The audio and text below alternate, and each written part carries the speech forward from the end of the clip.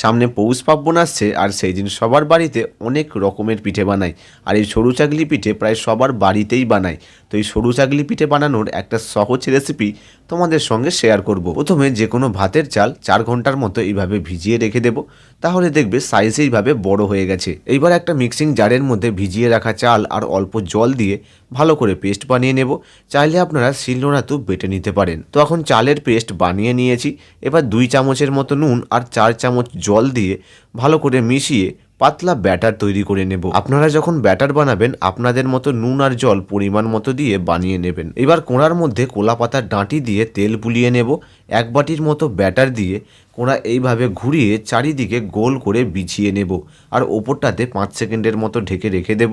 এবার ঢাকনা খুলে ধীরে ধীরে রোলের মতো বানিয়ে নেব। ব্যাস, তাহলেই তৈরি হয়ে যাবে সরু চাগলি পিঠে। এইবারের পৌষ পার্বণে এই সরু চাগলি পিঠে বানিয়ে দেখুন, আর তার সঙ্গে খেজুর গুড়, সবার খুব ভালো লাগবে।